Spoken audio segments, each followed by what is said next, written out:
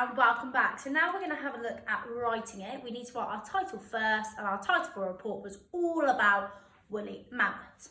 So I'm going to start this on my top line. I'm going to start it in the middle because a title is usually always positioned in the middle. And each of the letters at the beginning of each separate word has to be a capital letter. So I'm going to have a capital A for all, and then a capital A for about,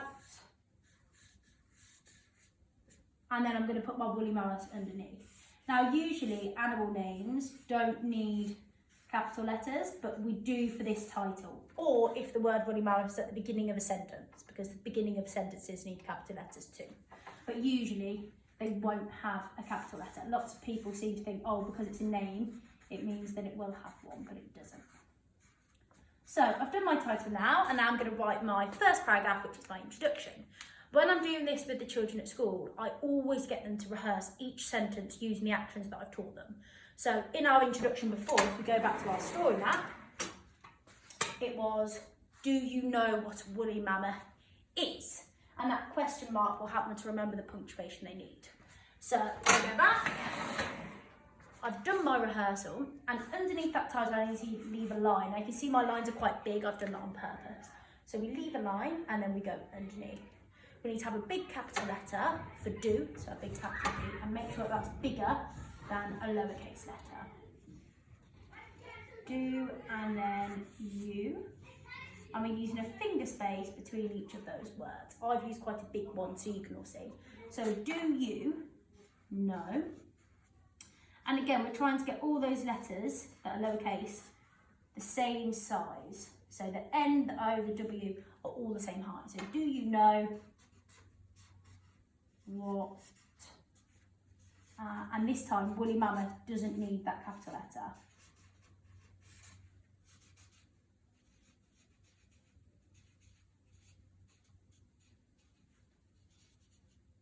And then we put that piece of punctuation at the end. Now you can see here, this is a mistake that lots of the children do. The word mammoth, they still use the capital. They don't need to do that. So we can cross that one off, and it needs to be a lowercase, exactly the same size as the A. So, do you know what a woolly mammoth is? That was my first sentence. Now you can see that my line's ended, so I can start underneath. What a lot of children seem to think then, their common misconception is, oh, every time I write a sentence, if the sentence stops here, I need to go underneath. No, they can carry it on. So we have, do you know what a woolly mammoth is?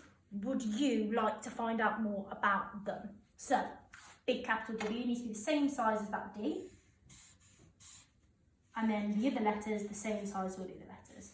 So would you, and again, I'm leaving that finger space each time. It's the same size each time. Would you like to find out more about them? Now, you might find that when your child is doing this, that they're not getting all the spellings right.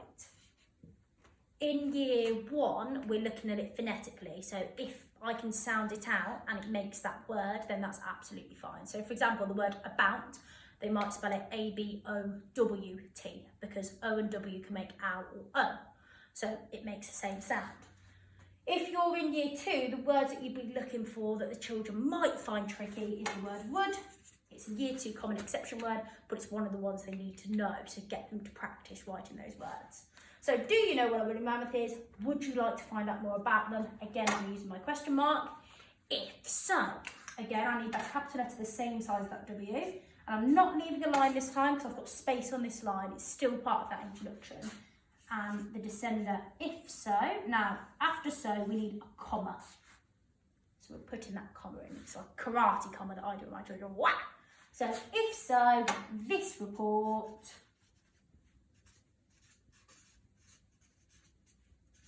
will tell you